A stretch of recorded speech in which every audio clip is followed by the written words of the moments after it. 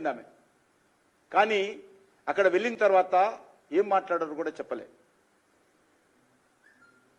ఏ అంశాలు చర్చించారో ఎవరికి చెప్పలేదు. అంతేకాదు ఈనాటి చైనా అధ్యక్షులుగా ఉన్నటువంటి జిన్పింగ్ నాడు వైస్ ప్రెసిడెంట్గా ఉన్నారు. ఆయన కూడా వీరు కలిశారు. ఇద్దరు కలవడమే కాదు, Congress party China communist party మధ్యలో సమాచార మార్పిడి ఒప్పందం కుదుర్చుకున్నారు. ఆ ఒప్పందంలో ఏమేమి ఉన్నాయో ఇంతవరకు ఎవరికి చెప్పలే. ఏ రకమైనటువంటి ఆర్థిక ఒప్పందాలా, ఏ రకమైనటువంటి ఒప్పందాలో ఇంతవరకు దేశ ప్రజలకు తెలియదు. ఇలాంటి అంతర్జాతీయ సంఘటనలో కూడా భారత ప్రధానిగా ఉన్నటువంటి మన్మోహన్ సింగ్ గారిని దూరంగా పెట్టినటువంటి చరిత్ర ఈ యొక్క నెహ్రూ కుటుంబానిది.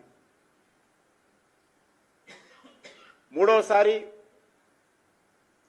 తాను అధికారం చేపట్టకూడదని నిర్ణయించుకున్నట్లు 2013 ఏప్రిల్లో మన్మోహన్ సింగ్ గారు చేసినటువంటి వ్యాఖ్యలు మనకందరికీ తెలుసు. రాహుల్ గాంధీ నాయకత్వంలోనే వచ్చే ఎన్నికలు జరుగుతాయి, నేను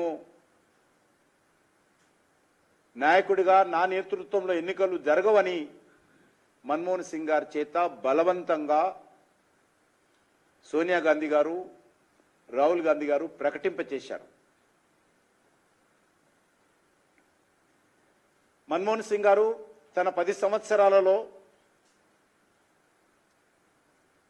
సాధించినటువంటి ప్రభుత్వ ఘనతలు సోనియా గాంధీ, రాహుల్ గాంధీ అకౌంట్లో వేసుకుంటారు. ఏమైనా ఫెయిల్యూర్స్ ఉంటే అవి మన్మోహన్ సింగ్ గారు అకౌంట్లో వేశారు.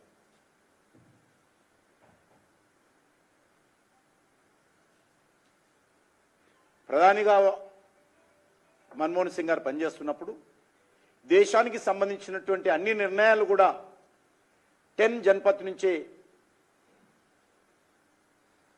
నడిచే విధంగా వివరించిన విషయము మనకే కాదు అందరికీ తెలుసు.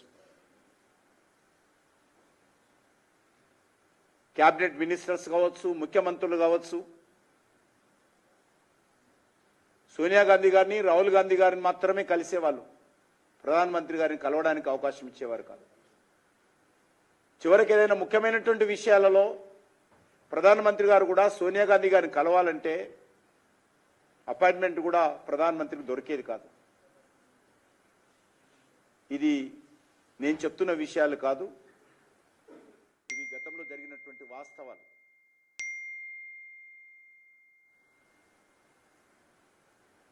ఏ రకమైనటువంటి అవినీతి ముద్ర లేనటువంటి మన్మోహన్ సింగ్ గారు ఆయన మంచి పేరు తెచ్చుకుంటే, ప్రధానిగా ఆయన ఉన్నటువంటి సమయంలోనే అనేక కుంభకోణాలు జరిగాయి. ఆ కుంభకోణాలన్నిటికీ కూడా సోనియా గాంధీ గారు, కాంగ్రెస్ పార్టీయే కారణం తప్ప ఏ ఒక్కదాన్ని కూడా మన్మోహన్ సింగ్ గారు కారణం కాదనే విషయం అందరికీ తెలుసు. కానీ ఆయన పైన అవినీతి మరకలు అంటించేటువంటి ప్రయత్నం చేసినటువంటి విషయాన్ని మనం చేస్తా ఉన్నాం.